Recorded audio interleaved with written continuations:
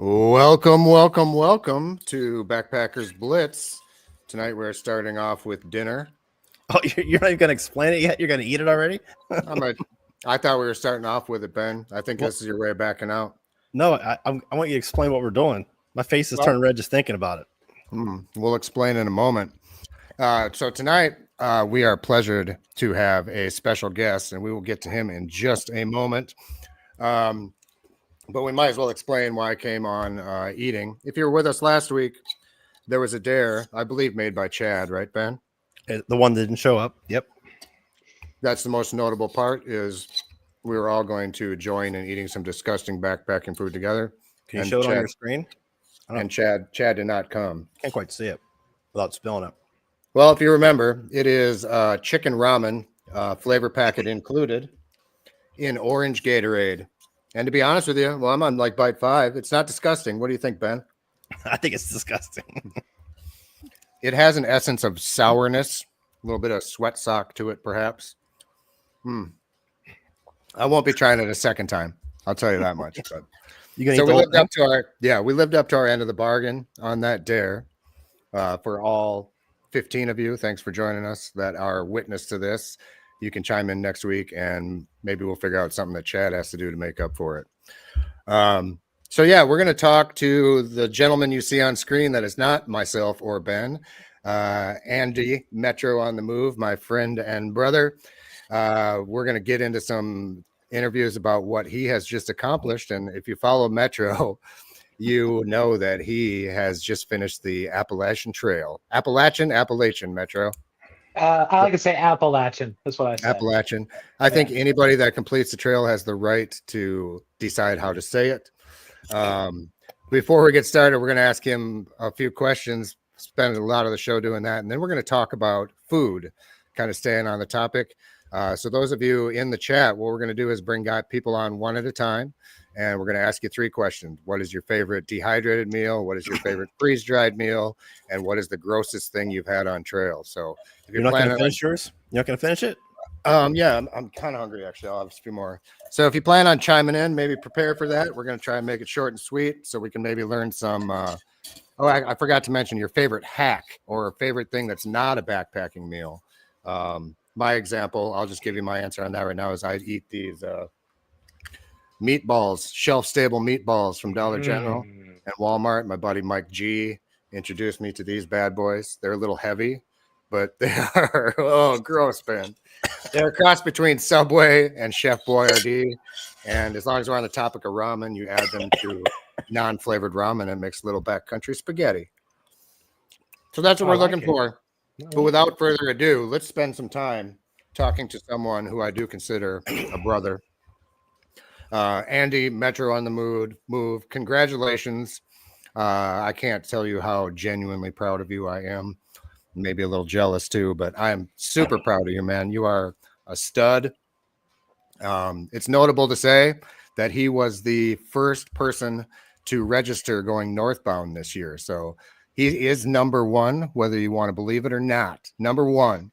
So with Metro, welcome. Why don't you tell us a little bit about like your channel, yourself, and then we'll jump into some questions. Tell us a little bit about you. Yeah, so I am a thru hiker. I just completed the Appalachian Trail, 2,200 miles. Backpack with my friend Chris Aconi, aka Alpha Gal, most of the way. But what was really cool about the trip was I got to see a lot of people along the way in multiple states. So the art of thru hiking was really fun this year. But I am a YouTuber. I have a YouTube channel called Metro on the Move. I specialize in just basically either long distance hiking or places to visit, gear reviews, things of that nature. So if you're into that kind of stuff, love to have you join us. But I like to use the actual gear, like from Hilltop Packs, and actually use it in the field.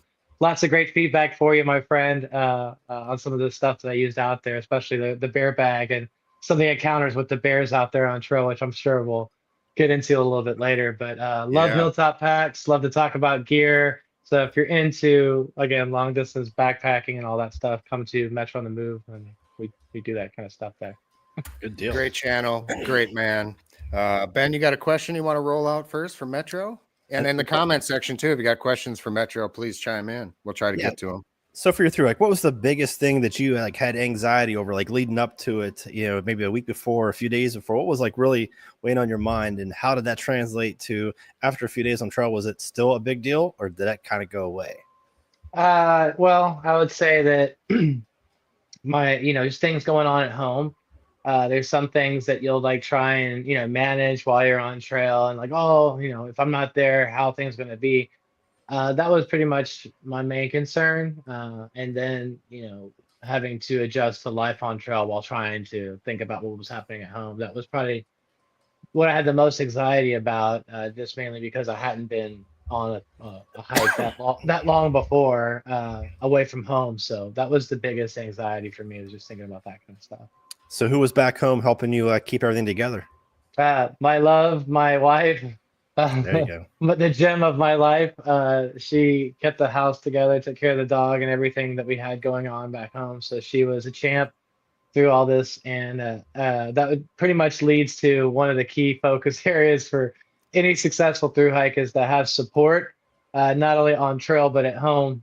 Again, your partner has to have buy-in on this. Long distance through hiking is no joke, so your partner has to be all in and supporting you, and she did a great job. So how did she do leading up to it? Was she getting a little bit nervous herself leading up to the through hike? Yeah, I mean, again, never been on a hike that lasted that long before. I mean, it was 168 days on trail. I did not anticipate what that would be like to be gone that long. I mean, a couple of weeks is one thing, and then so we had a couple of times where I went out and tested it, before I got really into the swing of things. So while we were figuring out the pet sitter and things of that nature to manage back home, I went out a couple times beforehand to kind of warm up to it. So we did have a little bit of a warm up per se, not just a bye, I'll see you when you get back kind of thing. There was a couple times where I went back and forth. Okay. So at what point did you kind of get into your groove with all that, as far as starting to be comfortable? This is how it's going to be. I'm going to manage it with my wife. We're going to figure this out. Like, when did it start to kind of settle down? Day 3, week 3, month 3? Oh, that's a great question. So I'd say that reality sets in within the first 40 days of what's happened, what you've actually decided to do, because you're in this routine of checking in, what's going on back home, and then what's happening on trail, and then you're going back and forth. And, it's not just, what's happening is you trying to mentally get through the day, like of whatever you're trying to hike in front of you too. So I'd say about 40 days into it, you really start to feel like you're on trail and starting to get in the routine of it all. But it takes about 40 days to hammer all that out. Good deal. I got some more questions. I'll let Tim take over for a little bit, but I got some more. I'm sure Tim does too. Yeah. Well, let's take one from the audience. We'll kind of train subjects and bounce around as we always do. But Booper Nader asks, how many pairs of shoes did you go through on trail? I kind of want to hear that too. I went through 5 pairs of Lone Peaks. Yeah, 5 pairs. And I could have gone through 6 too. I would say that 1 pair lasted me, which was a Lone Peak 9 Pluses, lasted like 700 miles. And I don't recommend doing that on any pair of shoes whatsoever. I think like 300 to 400 is the sweet spot. But yeah, 5 pairs of Lone Peak 9 and 9 Pluses. So. I just got the 9 Pluses, so that's good to hear. One more question here. So the mental side, I think maybe we'll talk about, like, was there a point where you maybe thought it like, this is a terrible idea, maybe within the first few weeks, or you were ready to go? So it wasn't like I said, oh, I'm just going to go hike the AT. I've been thinking about doing it for like 10 years. So when the opportunity presented itself, I'd done enough research to know what, obviously how long it's going to take and the strength and all that. I figured, like, if I was going to do it, there was no turning back kind of thing. So it was like, I already knew what I was jumping into. This is what it would require. So there was no quit. It was always, you will make it. There was no quit. Yeah. So when you had, like, I mean, obviously you probably had a few days where you're in the dumps or you're just not feeling it. Was it just kind of like, was there gratitude there, or was it just like any other day? Were you still kind of like, well, it's still better than a good day at work to be here today? Like, how'd you feel on the bad days? So we didn't take zeros. We only did Neros. So we hiked every single day. So I was hiking every single day. Oh, wow. I had gratitude because I knew that, yes, what's the alternative? I didn't care if it was raining, if it was cold, hot, whatever. I had gratitude for being out there. I think that the sheer distance, like of how long it took, started to wear on me a little bit towards the end. But I'd say that most of the trip, everybody was in good spirits and just happy to be there. And that's key to success, is having the right mindset. You just got to be, you just got to understand you're lucky to be there. That's how it is. I think I worded my question that way because I watched enough of your videos to know that I saw you on some not so fun looking days and you're still just that peppy old Metro man. I admire you for that. We got a good question on screen there. What's the first meal you had when you finished? Ooh, so we went to the very first meal that I had was actually ramen, of all things. I had. Oh my God. Get him out of here. Was there Gatorade in it? There was no Gatorade in it. It had the chicken packet from Walmart, the white chicken. That's the best. Yeah. Had that in my chicken ramen. But the first lunch I had was McDonald's, which is the value meal. The McDouble, the fries, the nuggets, and the drink. Can't beat it. $5. That's the best meal. And then for dinner, I had Texas Roadhouse, a ribeye steak. So Texas Roadhouse, that's my go-to every single time you get your money's worth. But Texas Roadhouse, that's my jam. Nice. Steak. Yeah. I get you on the McDonald's too. I don't know what the hell it is. Even I'm a weekend warrior, but I bet anytime they're the first thing I cross is McDonald's, I'm pulling in. It's just I love garbage, like first thing. Well, it's the plan. So Chris, Alpha Gal, he was like, yo, we go to McDonald's. So we started going there pretty frequently. And I would get two of the value meals, one with the spicy chicken and then the other one, the McDouble. So a McDouble, a McChicken, 8 nuggets, 2 fries, 2 drinks. And jeez. I was. How much weight did you lose? 35 pounds. Holy cow. Yeah. And you're not exactly a portly gentleman to begin with. So 35 pounds is significant for you, I bet. Well, when we were hanging out, dog, like when we first started hanging out like 4 years ago, whatever, I was 235. Now I'm 160. No way, dude. Yeah. But you're a little taller. What are you, like 6'1" or something? 6'1". Yeah. Yeah. Oh, I did not. Well, you carried it well, but holy cow, you weigh less than I do now. I'll tell you that much. Right, I got another question, but Tim, did you finish your ramen noodle yet? I'm just gonna. It's so good, I want to savor it. So I'll keep chipping away and try to prove to you guys that I finished the whole thing. All right, without using the bathroom. Let's just get into the bear. Let's get right into the bear issue, because I mean that was pretty wild. I showed my dad. I showed everybody like the holes in your tent. So just the floor is yours. We're gonna hear the whole story, start to finish. Go. All right. So once and for all, we're up in New Hampshire. We go to Liberty Springs campsite, and we get there, and the caretaker, I'm not going to say his name, but he's like, yo, listen, there's this bear out here, and he hasn't been out here in about a week. It's about time for him to come back, so make sure you eat at the designated areas, and don't leave anything in your tent, no wrappers, no smellies, no nothing. I'm like, all right, cool. So we do everything they asked us to do. Put the food in our bear bags from Hilltop Packs. My Hilltop Packs bear bag in the bear box. We eat in the designated area, put all the food away. And then about 3:30 in the morning, I hear Chris outside the tent. I'm like, yo, dog, you hear something? He's like, yeah, there's this bear. And I'm like, what do you mean there's a bear? He's like, yeah, it's been beaten on the bear box. Evidently, the bear had taken the bear box and thrown it down or drug it down the hill. Like, it was like, oh, I'm going to drag the bear box. Got into the caretaker's dish area, also into his food area, but also evidently he'd been going to the privy as well. Now, our platform was right next to the privy. I was like, dude, that was loud. So I get back in my tent, zip it down, kind of like laying in my tent, and all of a sudden I hear this doo doo doo doo doo doo doo. I was like, oh man, someone is wasted out there. I was like, that person is hurting, because it sounded like someone was staggering around, like falling, like kind of heavily. And then I felt it like jump up on the platform, like doo doo doo doo. I was like, hey man, this is where my tent is. And he grabbed my guy line. I was like, kind of knocked it a little bit. I was like, hey. Next thing I know, the tent just kind of falls in on me. I'm like, yo, dog, you're drunk as hell. Get off of me. What's your problem? And then I hear Chris like screaming, yo, bear. I was like, oh. So the bear takes off, and I'm sitting inside the tent. He's like, "Yo, it ripped your tent up," and I'm like, "You got to be kidding me, right?" So he's shining the light through. I see the rip holes through the tent, and then as I'm in the tent, the bear comes back like while I'm inside of the tent, like still zipped inside it. So I'm freaking out trying to get out of it. And needless to say, the bear's all freaked out. It's going from platform to platform to platform because everybody's like all surrounding us. And he had nowhere to go. So it went up the hill, came back down the hill, and then Chris, Alpha Gal, was grabbing rocks and throwing it at the bear and actually beamed it and got the bear to take off. Because the caretaker was like saying, "Don't be afraid to yield off the bear." It's like, yield off the bear with what? My sword, you know? Like so, yield your dagger. what are you doing? So anyway, the guy comes down, the caretaker, again, I'm not gonna say his name.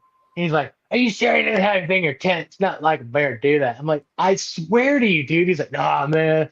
No." But he forgot about the bear taking the bear box down the hill or getting into his dish rack. But of course, I had something in my tent.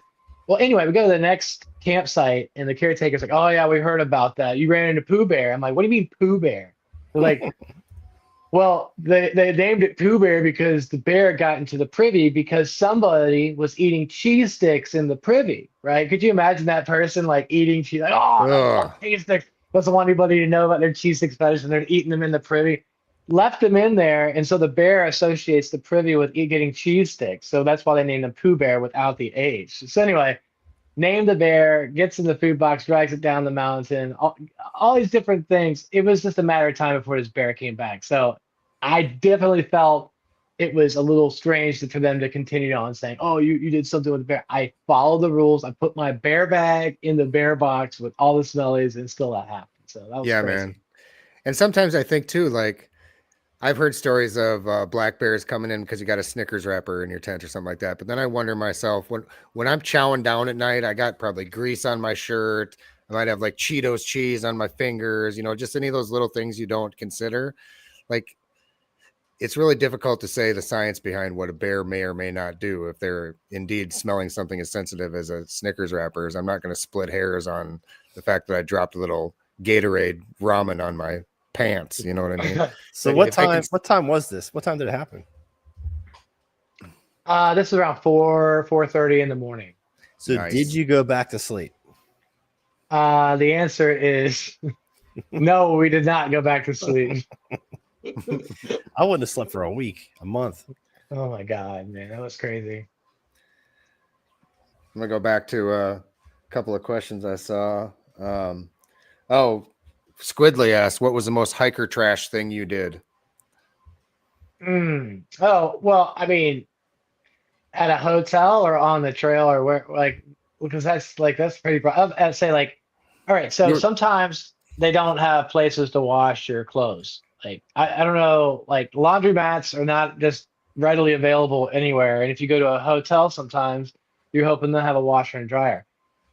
Well, sometimes they don't. So I had to do my laundry in the tub sometimes, and that was a mess because I mean it's just dirty up the water all up in where you're about to take a shower. It's gross, right? You're wringing out stuff. Or I would just go directly into the pool, like to wash off, get all my clothes all washed, and just like jumping in the pool after I've been hiking for a week or something like that, and just and then wring out my clothes after I got out of the pool. That was probably hiker trash. Let the chlorine kill it. Let the guests deal with it. Yeah, I mean, I was like, they're like, "You're not supposed to do it in the creeks," So I'm like, "Well, what about doing it in the hotel pools?" So I did that. And sitting there with my hiker trash gear on inside the hot tub, just letting it bubble up. You can see all the bark and stuff like drifting to the top. Ugh. Yeah, but I guess it would work, or maybe shower in your clothes or something like that. I mean, at the end of the day, dude, hikers stink, dude. If any way you get the stink off of you, it's hard, man. So anytime you get a chance to get clean, you better take it because, man, once you get the funk on you, it's hard.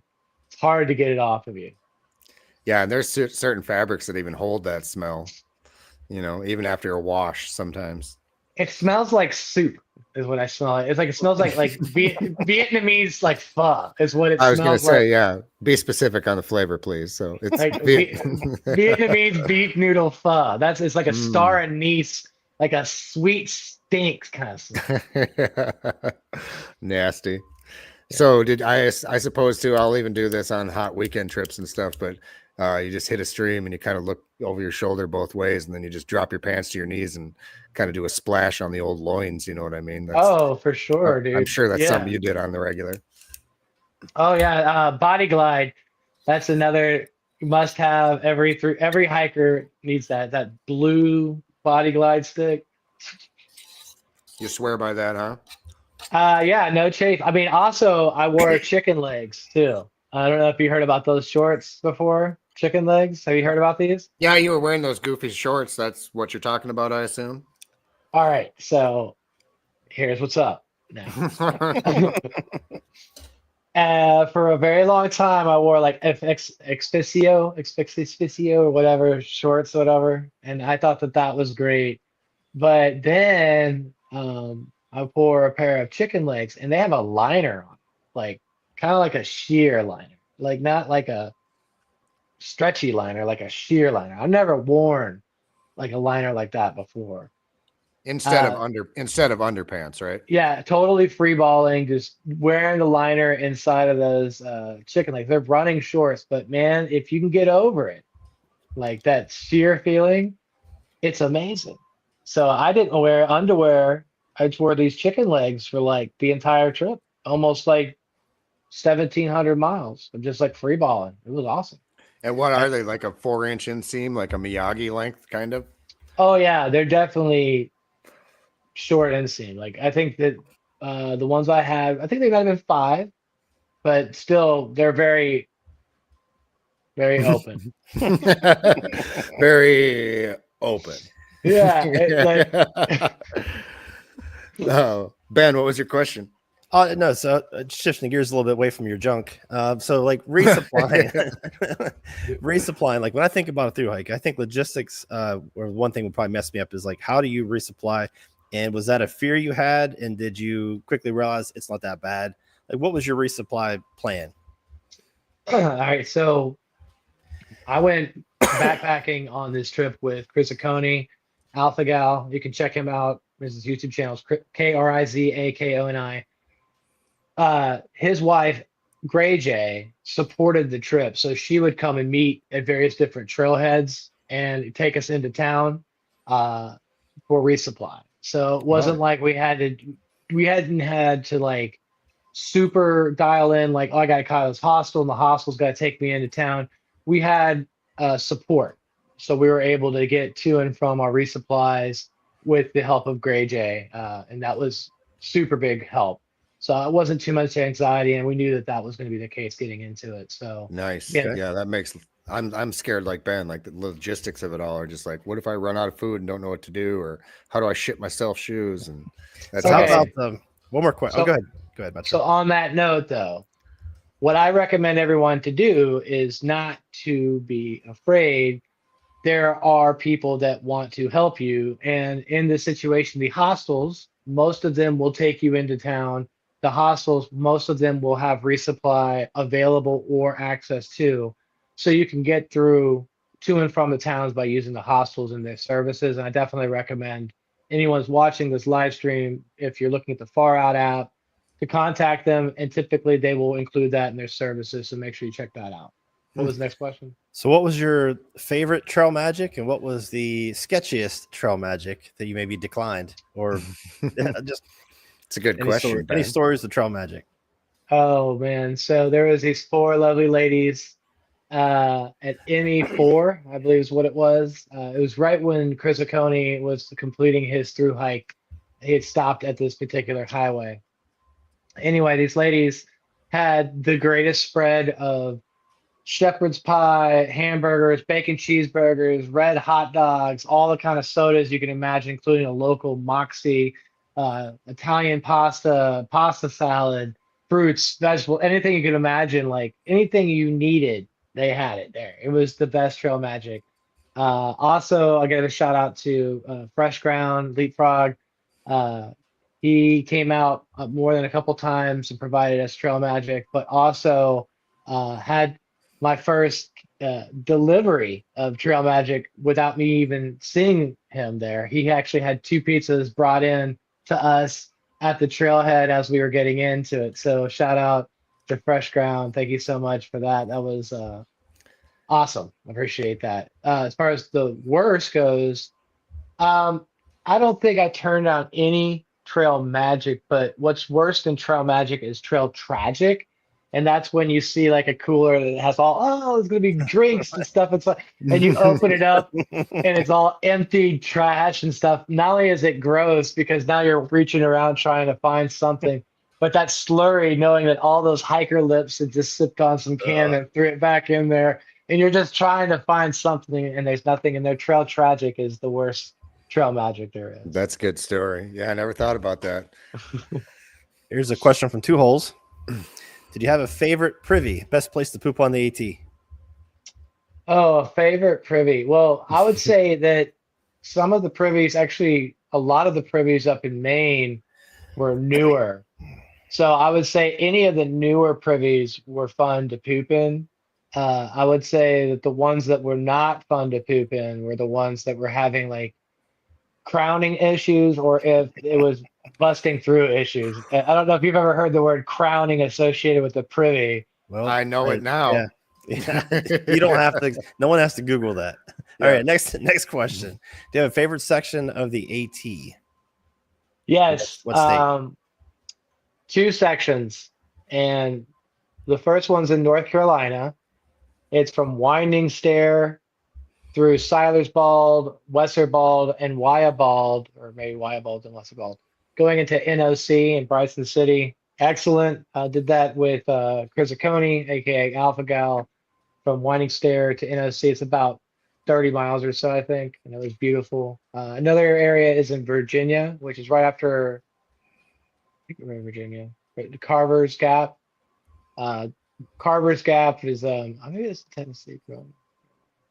Carver's Gap to 19E. Or actually, if you went all the way into Boots Off Hostel, that's another great area. Carver's Gap into Boots Off Hostel, 2 great areas, 2 sections. I would go back and backpack again. Those are my 2 favorites. Good deal. We got one more question from the audience here. Before I do that, if anybody wants to join us and turn your camera on and join the live stream with us and ask some questions with Metro, you can do that. I'll post the link in the chat there. Go ahead and join us. You can ask your own questions to Metro. We're going to keep him on for the next half hour as well. Here's the question. Did you have a hard time acclimating to being back in society after being out there for so long? How long did it take you to adjust? So I'm still kind of adjusting, getting used to it. I am wearing my A-Town Braves hat and rolling through the city, but actually, when I flew back home and got on the city, I was greeted very quickly with, city life, people in my face trying to cause a reaction. That's just kind of par for the course on MARTA. But, a reminder that I was back in the city pretty quickly, how rude everyone really is in the city. It just kind of like really not focused on what's around them or what's happening. They're just focused on themselves, which is a little bit a little overwhelming. Going to the grocery store and just how people everyone's in their little hurry. I don't know. It's been a little overwhelming from that point. So I've been just hanging out at the house, kind of relaxing, thinking about next steps. Pinhoti Fest, thinking about doing stuff like that. But yeah, it's been a little bit overwhelming coming back to the city from the slow pace of being out in the mountains, because in the mountains you might see 10, 20 people. That's the entire town or something like that. And out here, it's like I see 10 people outside my door as soon as I open it. So it's a little overwhelming. How many people I see? Yeah. There's actually another good question. Jason wants to know, how many other thru hikers did you actually run into on a regular basis? Did you hike with a certain group? Did you keep running into the same people? Were you surprised by how many people you ran into total? How congested is it out there? So it all depends on when you start, right? And again, I started at the very beginning of the year. I'm thru hiker number 1 this year, going northbound from Springer. Because we left earlier, we were outside the bubble. And there are others that had different strategies as well. But for those that got out earlier, like for instance, ET, he's somebody I hiked with in January. He took his time. I actually summited with him. But there were others in pockets that started afterwards that started catching up because they were doing bigger miles. So at first we were by ourselves. Then we started seeing more bubbles kind of pop in behind us, but people would leapfrog on and off because of our schedules to go in and out of town to resupply. So at the very beginning, we didn't really see anybody. Towards the middle, we started seeing people more frequently. And then towards the end, we actually had people that we were hiking with for hundreds of miles at that point. So the overall community, and this probably kind of ties into going back to the city, but the overall community, I have to guess, is just like any other backpacker I've ever known, like just generally pretty chill folks, tolerant, patient kind of people. Like, I'm sure you saw some riffraff out there, but do you think that like the culture of the trail is as chill as what I feel like I know about backpackers in general? Yeah, and I mean, as you know, there's two sides to the trail. There's what people see, and then there's stuff on the side, you know. As people may or may not know, I live a sober lifestyle, so I tend to hang with more of the different crowd. I didn't really get into the depths of what can be out there. So with that being said, the community as a whole is very open, very welcoming, very, very cheerful. Nothing bad to say about the AT in any pocket whatsoever. I will say, in regards to riffraff, if you are doing something that you shouldn't be doing, or if you are, up to no good or whatever, that information goes pretty quickly. Trail chatter is real. So if you are an issue at one hostel, that's going to follow you the entire way. And if you are a jerk anywhere on the trail, it'll just go like wildfire. So the trail community, to answer your question, yes, very good, very cheerful. No riffraff. If there was, it typically gets taken care of pretty quickly. That's cool to know. Yeah. I'm going to ask this question. You don't have to answer it, but our friend Mike Ghost has asked something that probably a lot of people are curious about. If you don't mind sharing, approximately like how much did it cost you? Or the average hiker, if you don't feel like sharing your own personal finances. So there are multiple ways to through hike the Appalachian Trail. And some of them may be you never get off trail and you have people bring you things, or you find things on trail and you hope for the best, right? Now, an average trip might last anywhere between 5 and 6 months is what I would say it's going to take for anyone to really do this. And if you think about 6 months in a budget of, if you started as low as $1,000, that would start you at $6,000, right? Is that enough? You would know the answer to that. Now, as far as that's 5 pairs of ultras right there. It's about $6,000, isn't it? Well, something like that. Yeah, it's costly. Yeah, it adds up. So the way I would recommend people to look at their own personal, without saying what I did, would be, if you think about $100 a week on groceries or your meals, and then if you think about a couple nights going into town, either at a hostel or a hotel, you might split things up. You may want to do it on your own. The rates for a hostel go anywhere between $25 a night up to $150 a night for a hotel. So you do that a couple nights a week. You might find someone to split it with.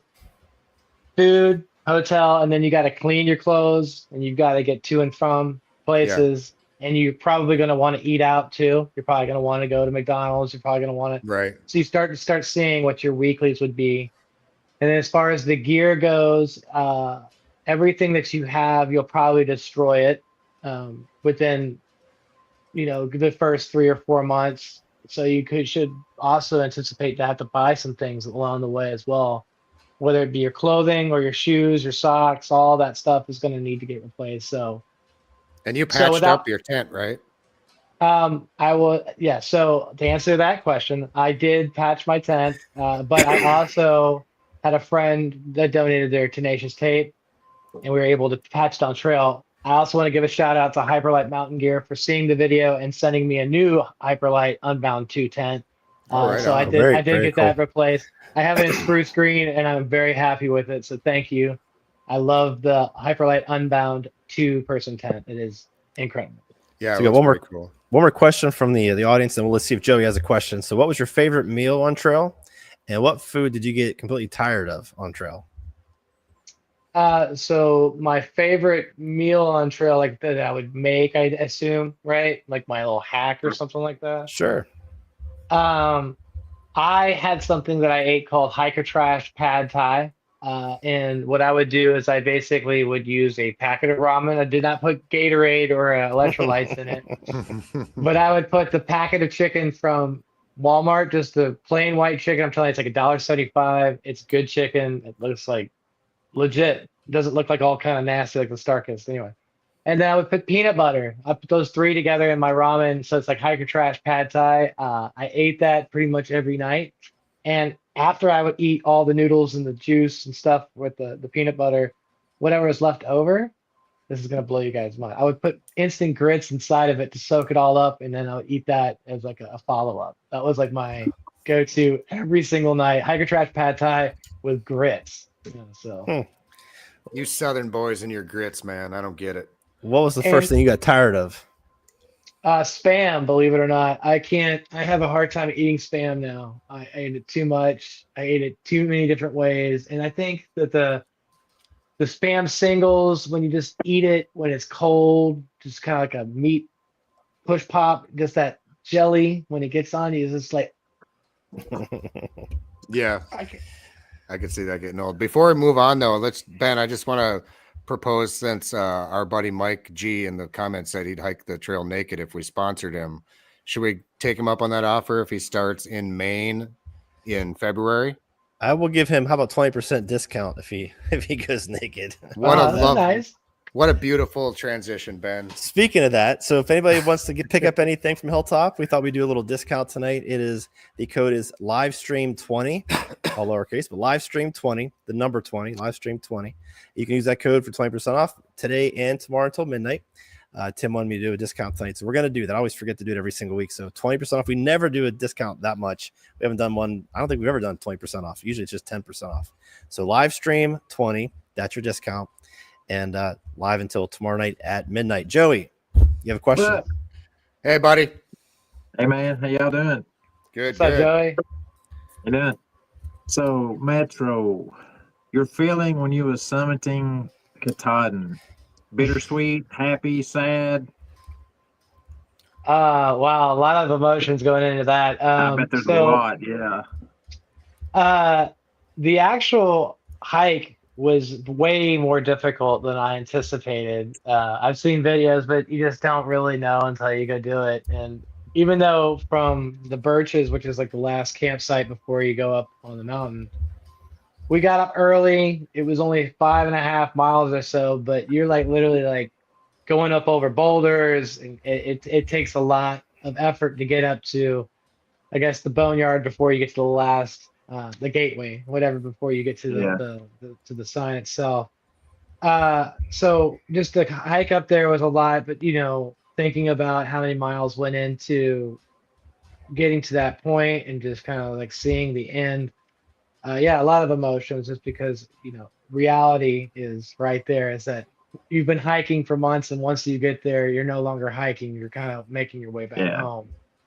So it was a lot of emotions in that, but I will say I am happy that it is over, and I'm happy to be home.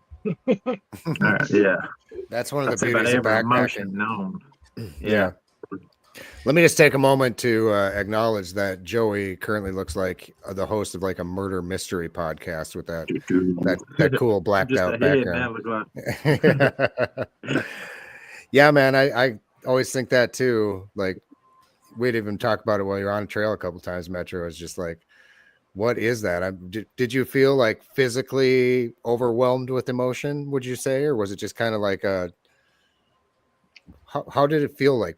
Were you like elated? Were you like, was your heart beating fast? Were you crying? What? No, it wasn't like that at all. So when I decided to hike the AT, there was some things that I was already kind of working through to celebrate 10 years of being on YouTube, being on Metro The Move. And the whole reason why I started the hike, I literally saw someone die in front of me, and it caught me to like realign myself, to live a healthier lifestyle and to get on the right path. while I was on the trail, without going into too much detail, I saw how life was impacting others in similar ways, but I started to let go and kind of so with the moment that people anticipate like getting to the sign is like, oh, is it going to be this moment? Then the moment happened to me earlier on trail to where I already realized what I was doing and realized where I was with the goal and getting close to it again and what I was out there for. It kind of all hit me before that moment. So I kind of was going through that earlier. Yeah. But getting to the sign was more like, okay, now I'm going home. You know what I Yeah, mean? man. Like, and so it was like I just knew it was going. It was kind of like the ending point of the long chapter. I got a follow-up question for that. So when you do, it maybe sounds stupid, I just don't know, but when you get to that sign and you take the picture and you do whatever you're going to do, that isn't the end. Like, how far do you have to go to get back off trail from that point?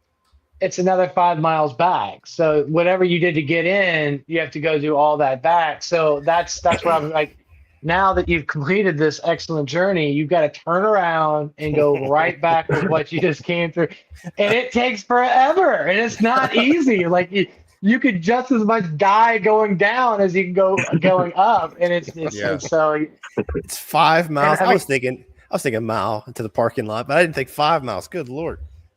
Everything. Yeah, Well, we went in the same way that we came back. So we were on the hunt trail. So we did the same way as they came back out, and that was the easiest way. It was brutal, man. Brutal.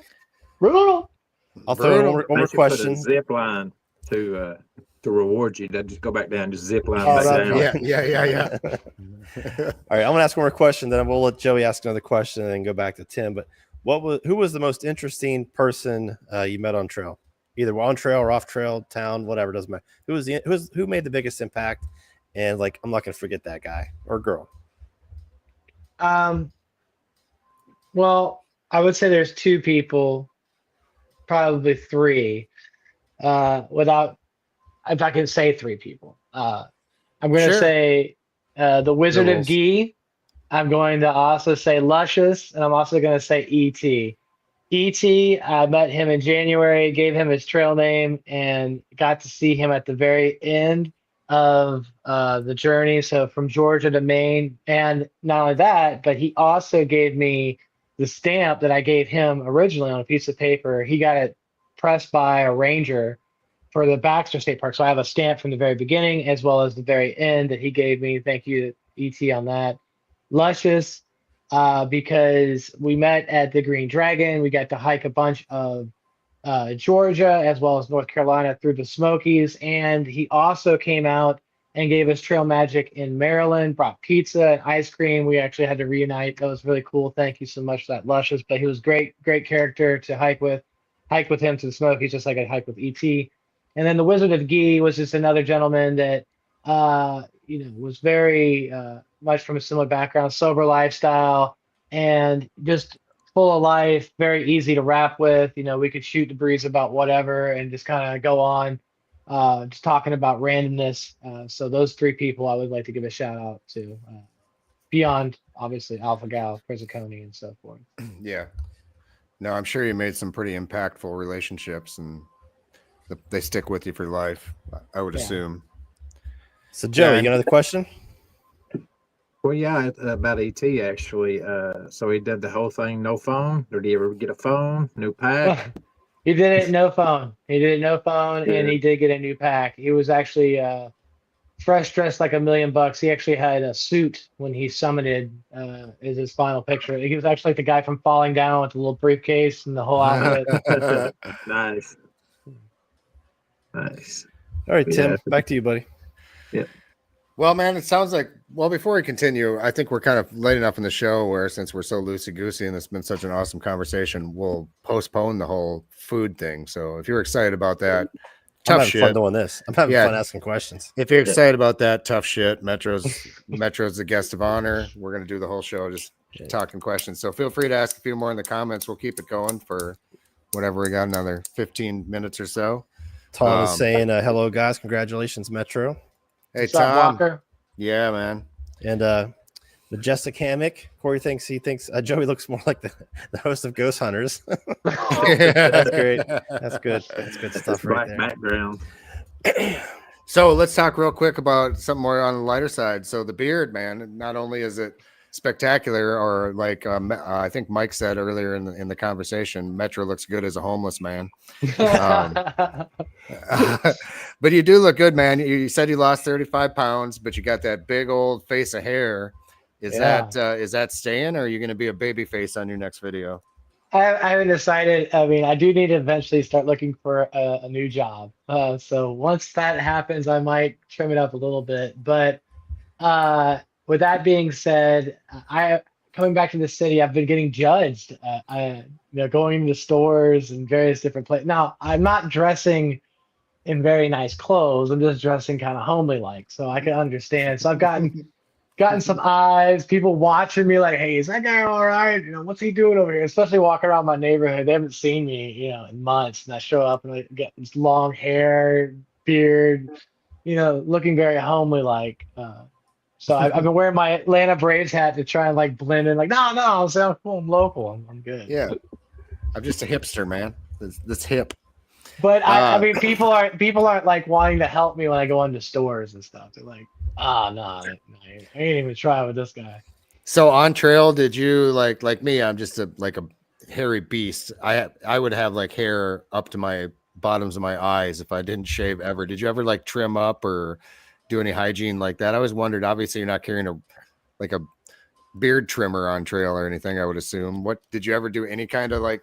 Oh yeah, like when you get into town, at the hotel, the lip was the big thing because that drives me nuts. Yeah.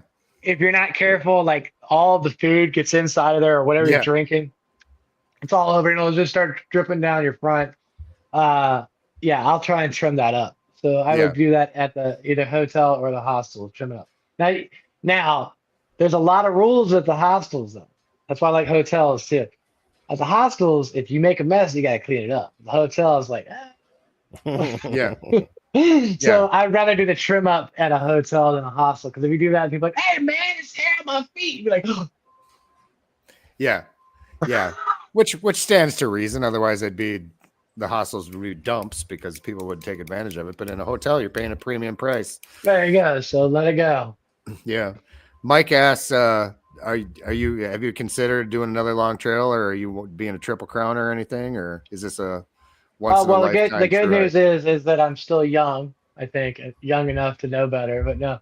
I may do another long distance trail, but for those that are thinking about long distance hiking, I will give the following advice: do a 300-mile hike, do a 400-mile hike. 2,200 miles is a lot of miles. That's a big hike. You may want to do one like the Colorado Trail first before you do the AT. You might want to do the Pinhoti before you do the AT. Yeah, Superior Hiking Trail. There's a lot of like 300-400 miles. I love Superior. I would do the Superior. I would definitely do the Superior. I'd love to do that sometime in my life too. AT is a little dramatic. That's all I'm gonna say. A little dramatic. Yeah, I mean it's the most popular trail. AT stands for aggressive terrain. If you understand that, 2,200 miles. So if I'm thinking about another one of those, I'm probably gonna do Colorado Trail, Superior, or Pinhoti, one of those next. So how does it actually feel to call yourself to you personally, how do you feel calling yourself a thru hiker now? I'm not talking about bragging. I'm talking about you yourself and what you thought it would mean before you started. Does it still mean, did it end up meaning what you thought it would mean now? So that's one of the good and the bad things that happens. So when you first start out and you're trying, I'm going to thru hike this long distance trail, you don't really feel like you're doing that until after about 40 days. And after about 40 days, you're like, okay, I don't really have a home anymore. You do, but I'm out here in the woods every single day. And I'm getting into this routine. And my job is to find food, to eat food, to hike miles, to find a place to camp, to stay there, to go do this again the next day. Once you start getting into that flow, do you feel like a thru hiker? You start feeling like a thru hiker because the only thing you're thinking about is getting to the next spot. Where do I got to hike to? 10, 15, 20, 25 miles, whatever it is. I got to get to that point. And what I feel happened to me was when I would go to a shelter and there's no place to camp, or the shelter's full and there's no, or all the tents are full and there's nobody there that's really through hiking. They're just kind of weekend worrying. That's when I feel that a little bit of through hikerness comes through because you're like, where am I supposed to go? Like, what am I supposed to do? Because I'm out here, you guys have a car or you could leave. I don't know when I'm going to be able to get out of here next. I started feeling like, there should be areas that are designated for through hikers. So that's when I kind of felt like, okay, I've changed a little bit because at first I was like, hiking's for everybody. But then as you become a through hiker, you're like, where am I going to stay? Yeah. That's when you're a through hiker because you're like, wait a minute. You mean I'm out here and I got to keep going because there's nowhere to stay? That's when you changed as a through hiker. And yeah. And that's a good rational explanation, Metro, of what I certainly don't understand, but you put it very eloquently. Is like, I don't think it's a matter of empathy. Like, I would have never thought of that, but when you explain it that way, that's exactly how I'd feel. Like, I've been hiking this whole damn trail, and the last thing I want at the end of a long day is to have the anxiety of where the hell am I going to find a campsite? Yeah, right. Yeah, well put. So now I understand why through hikers hate us now, and that's good. It's good to know. And you got to imagine, like, all the questions that you ask them, they've already said it to like 100 other people, right? So you find into this flow. So if you're hiking with the same people, then you start hearing everybody's rap. And then if you go into a new camp, that's why through hikers kind of like stay together in their little bubble because they know each other's stories. They can kind of work off each other, like, okay, and then they'll scurry off. But when like the two merge, it's not a bad thing. It's just that sometimes it's like it becomes overwhelming if there's not enough. Then it becomes a little bit like, okay, where am I supposed to go? And there's a little bit put off there, so that. But it only happens on the weekends ish. Yeah, I get it. No, that's a great question. We got a question on the screen. Did you run into a lot of other YouTubers, and how did you manage the trail and your content? So I was hiking with, again, AlphaGal Chris Oconee. He is a YouTuber. Also, I was hiking with other people like I ran into other YouTubers like Hiking Dancer, Roadrunner, as well as Mark Trail. They have a great YouTube channel. You should go ahead and check them out if you haven't already. I would run into them on trail filming and so forth.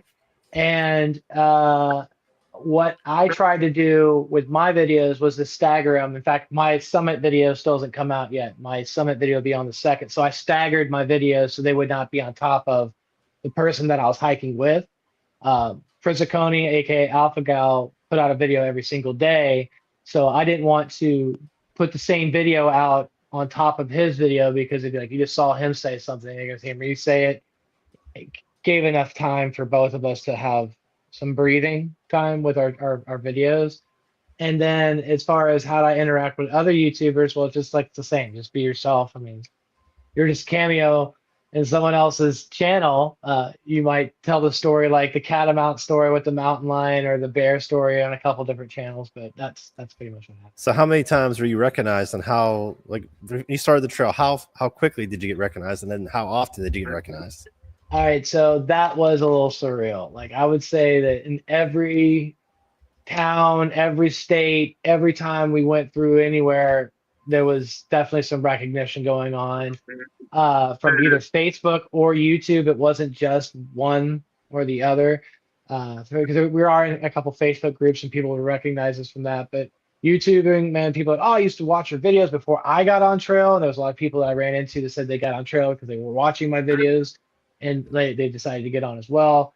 That was really cool. But to answer your question, it was every town, every state, anytime we went anywhere, it was constantly. And how did you manage it? Because I know a lot of people, and myself included, you put yourself out there, and every once in a while, someone recognizes you, kind of catches you off guard.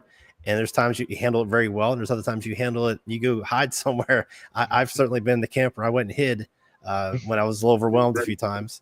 So how did you handle it mentally, or do you just, it was no problem at all for you? I would imagine you probably had your moments. I mean, at the end of the day, if you're hiking, like you're just trying to get to spot to spot, that's one thing.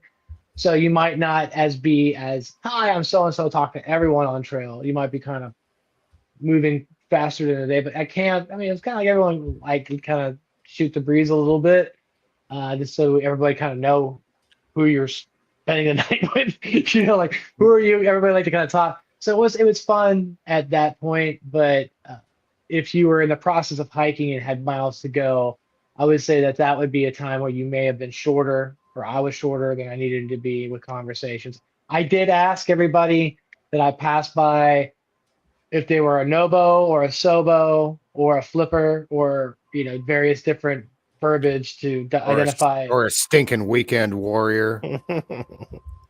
I love you, buddy. I'm just harassing you. I wouldn't. I wouldn't say that, but I know. I'm just kidding, man. It's just so you could understand who people were, and then you kind of open up conversations. Because it was interesting to meet the Sobos because they're heading from Maine. They're through hiking. The flip floppers, you would see a lot more around Harper's Ferry, but it was always interesting to learn more about people by just saying, "Hey, where are you going? What's your name?" And I tried to write down everyone's trail name too, so it wasn't overwhelming. I did interact as much as possible. I just didn't talk to everybody while I was hiking. Right on.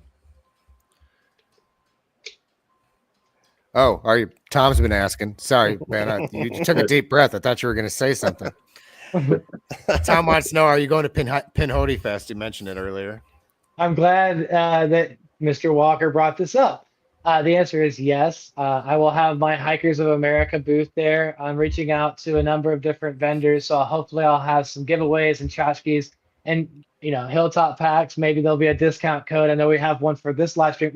For this live stream, what is the discount code that you have going on? Livestream 20. Livestream 20. So maybe there might be a discount code for Pinhoti Fest. Not sure yet. We'll get you one. Well, there you go. This is how he's like. Pinhoti Fest, yes. I will have a booth. I'll be promoting all of the brands that I used on trail, just to kind of talk through any questions that people might have on my through hike of the AT, as well as any potential through hikes of the Pinhoti Fest that might be in the near future, or Pinhoti Trail in the near future. Right on. So yes. Yeah. Joey and I talked about me heading down there. I'm maybe at 40%. I mean, since my boss is in the room, I'll say that I really care about working at Hilltop, and I really do. So I'm a maybe. It's a long drive for me. We got a lot of things to catch up on, and I have a lot of learning to do. So I'm kind of in that phase where I'm not sure if I'll make it or not. But man, I want to see it. It's been too long. If you do, let me know and just drive to Tennessee, and then we'll ride down together. Yeah, that's a very gracious offer. I'll see. Ben and I will talk about it. If some miracle happens and I double my speed in the next couple of weeks. Cross your fingers, everybody. Here's the promise I'll make to you, Metro, and anyone else has any kind of festival. Starting next year, Tim or I will be at a lot of these festivals. It's been a lot of growth in the first 5 years. And so starting next year, we're going to start hitting more things and making more time to do events like that. So we're excited to even be invited, that you guys even know who the heck we are. So we're going to start going next week. I'm a wedding photographer. That's my biggest problem. I have these freaking weddings I have to still honor and still fill up and show up and do the contract. And so, but starting next year, we'll be there. You heard it here first, folks. So, and I hope you have a lot of weddings next year so I can go to all of them. There you go. Maybe we'll both go. Both go at the same time. I hope so, man. So yeah, James has a question for you. So how many miles was the most that you'd hiked in one day? Oh, that was 32.5 miles. Dear God. That was from Van Deventer Shelter, right outside of Lake Watauga. And I hiked all the way into Damascus, Virginia. And that was the longest hiking day, aka the Damascus Marathon. Man, I hiked that many miles in 3 days, about died. Yeah, right. So hiking that many miles, was that on purpose? Or did something happen you had to keep going? There was a couple encounters that we had with, I would say, hobos that were a little bit shady that caused us to feel that we weren't camping in the right spots. So we decided to keep pushing on. So, yeah. Right. There were some off-season hobos. Again, everybody has a right to be in the woods. I get it. So just trying to avoid situations. So, guys, we are at 1 hour, at the 1 hour mark. Tim, you have any questions you want to ask? Tons of questions, but I want to talk to Metro when I see him next for hours. No, no, Metro, I can't thank you enough for coming on. I'm so happy to see your face. Thank you, Joey, for joining us. And thank you, Ben. Don't forget the discount code. It is Livestream 20, and that's 20% off till midnight tomorrow night, right, Ben? Till tomorrow night at midnight. Yes. If you get a chance to meet Metro in person, definitely hang out with him. I got to meet him at Trail Days. We hung out. We went out to dinner that night, and a lot of fun to hang out with. And everybody there knew him. Everybody knew Metro. It was everywhere I turned. So I said, did you get to meet Metro yet? And that was pretty cool. So that's why I was asking if you were a little bit overwhelmed, because everybody at Trail Days knew who you were. So that was pretty cool. Anyway, any last questions, guys? Or go ahead, Metro. Yeah, so on that note, I'm very grateful to everyone that has supported me on this through hike, whether it be kind words of support, the vendors that helped me with gear, or anybody that sent kind words of support, any type of gesture. I appreciate everyone that did that. Definitely went a long way. So I really appreciate having that, because when it comes to a successful through hike, you got to have support both on trail, at home, and online hiking community. You guys were incredible. Thank you so much for all the support along the way. I definitely appreciate that. I didn't mean to yawn halfway through that. Sorry. It just kind of came on. I was like, getting late. No, that's what happens when your work day is 18 hours a day. I do have one more thing to ask though. Ben, at Trail Days, we talked about a specific design that I sent you. We did. That I would love to see on a rucksack. If you could share that with Buckley, what the idea was, because I would love to see this design come to light. I don't know if you want me to talk about it now, but if we could see this come. We'll talk about it, but here's what we're going to do. I'm going to make it Buckley's big first release. I'll let him help design it, help produce it, and that'll be his first official release, his own release. It'll be, go ahead and explain it. Go ahead. It'll have my logo on it, not Hilltops, and then I'll take over. No. No. Well, we were talking about trail snacks and things that we like to eat on trail. Well, one of my favorite things to eat on trail was these mixed nuts. They were from the omega-3, like walnuts, and has cranberries, all different types of trail mix was inside of this nut mix, right? Well, my current rucksack, it got funkified because the string that I had in there got wet, and then it kind of funked up my rucksack, so it started to smell. So I got to get a new rucksack. So what I would like to do is I drew a design of all the different nuts that I used to have on trail, from walnuts, pecans, almonds, and it's on this design, but I would like to have the design of the nuts on the rucksack. So I want to call this my new nutsack, is what I want this to be.